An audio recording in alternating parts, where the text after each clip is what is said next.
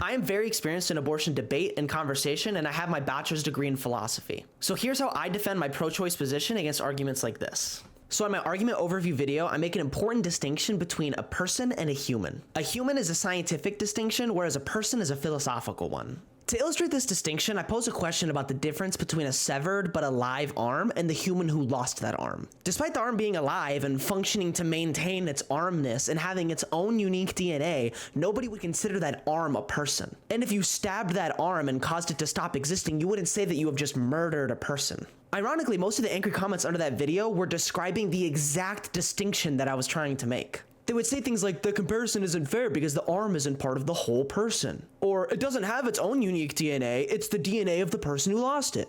Saying all of this while not realizing that that's the exact point I'm trying to make is poetic. When you use the word person in either of those examples, you are pointing out the exact distinction that I'm trying to make. You are saying that the arm is meaningfully different than the person that lost it.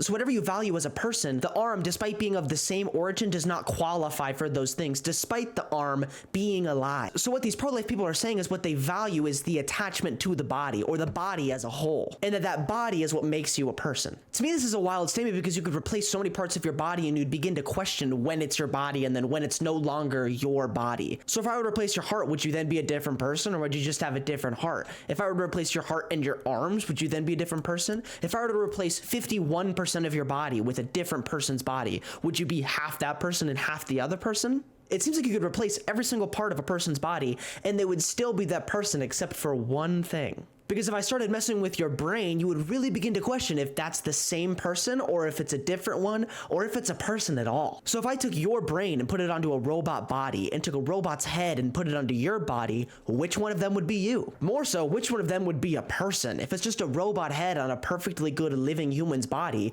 you wouldn't say that that is a person. And you definitely wouldn't say that that is the same person, despite both of them being alive. The importance of the brain is emphasizing this distinction between a person and a human. So to bring it back to abortion, without the fetus's ability to deploy a conscious experience with the brain, it is analogous to the severed arm. Yes, it's alive, just like a severed arm would be, but without the brain, it's incapable of experiencing anything, let alone the act of getting aborted. There's absolutely a lot more to discuss here, and I know I'm going to get a lot of comments that are referencing things that I talked about in my original argument video. So if you're interested in addressing that, you should check out that video pinned on my profile. And if you want to hear more about the abortion argument, especially the pro-choice side of things, and you want to learn how to own pro-life people, consider following me so then I can debate more people.